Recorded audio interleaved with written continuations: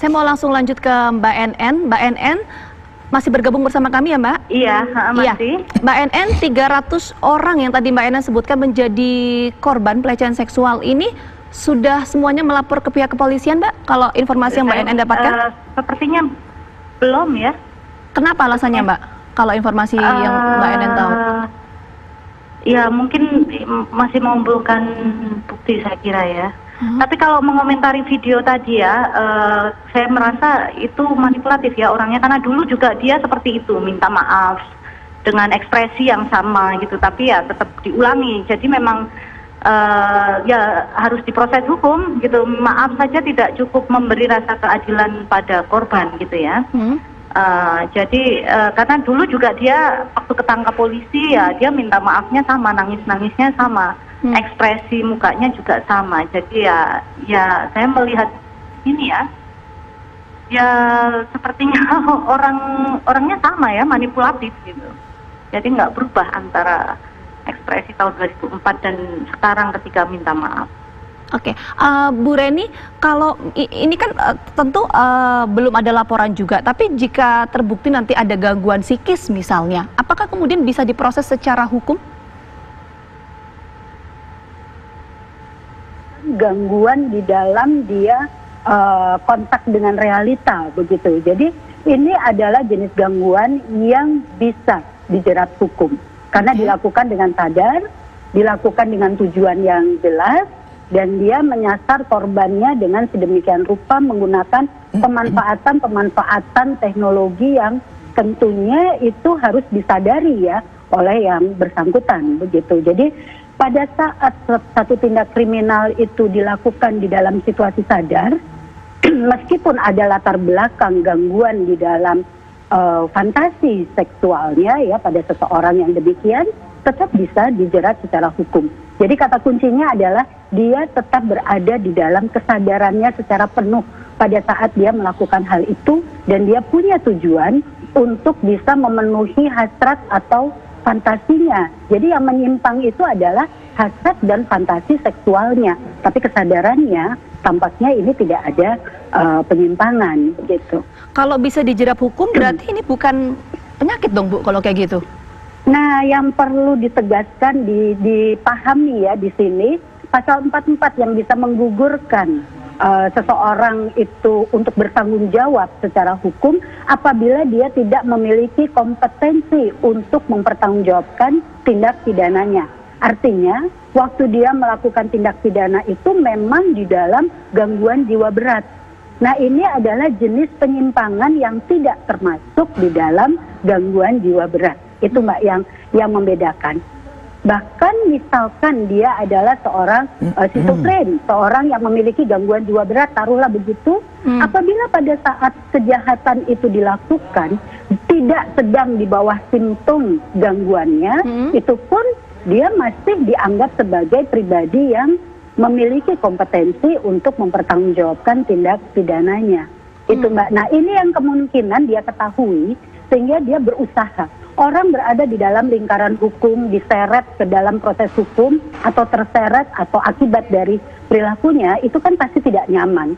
Dia ingin keluar dari lingkaran atau wind tunnel itu ya.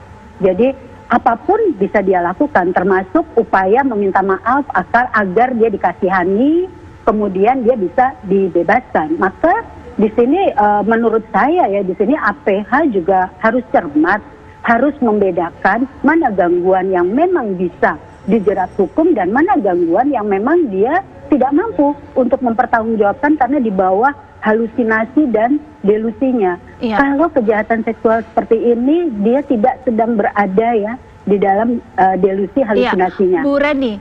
Bu Reni, kalau ini bisa dijerat dengan hukum, apakah ini hukum murni atau bisa saja nanti pelaku ini menjalani proses rehabilitasi atau terapi mungkin? Bisa dua-duanya Mbak. Bisa dua-duanya berjalan, betul. Jadi biasanya proses hukumnya dulu, kemudian di dalam lapas itu kan juga sekarang ada proses yang disebut rehabilitasi. Maka dulu disebut penjara, sekarang disebutnya sebagai lembaga pemasyarakatan. Jadi menyiapkan individu yang melakukan tindak kriminal untuk nanti bisa hidup berdampingan di masyarakat kembali setelah proses-proses di dalam pemidanaannya itu ada sebuah proses rehabilitasi gitu Mbak. Jadi bisa berjalan keduanya. Baik, Bu Reni Ya. mungkin ada yang ingin disampaikan ke Mbak NN.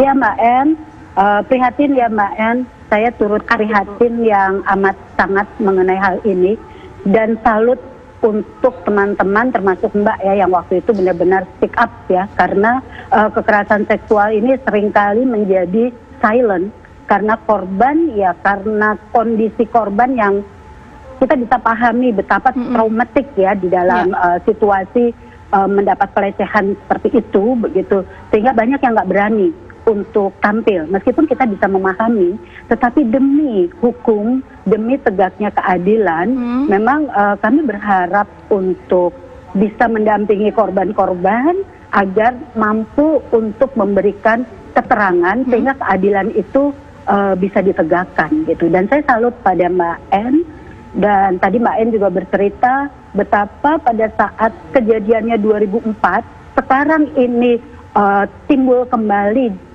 oleh orang yang sama, itu menimbulkan rasa yang tidak enak, itu flashback ya Mbak ya. Iya. Iya, Trauma nah, tadi itu ya Bu Reni ya. betul. Nah ini menunjukkan bahwa dampak dari kekerasan seksual itu memang bisa jangka panjang, begitu. Nah ini yang sebetulnya ya sangat diharapkan Undang-Undang PKS penghapusan kekerasan seksual itu bisa diprioritaskan kembali. Karena korban ini menderita yang orang lain nggak bisa rasakan, tapi itu ada di dalam jiwanya gitu. Jadi perlu sekali ada keadilan bagi korban, terutama di sini konteksnya adalah pada kejahatan seksual. Korupsi undang-undangnya udah ada, terorisme undang-undangnya udah ada. Ini Bu kan Reni? belum. Iya, trauma yang dialami oleh para korban ini apa yang harus dilakukan oleh para korban ya Bu ya dengan kejadian ini Bu Reni?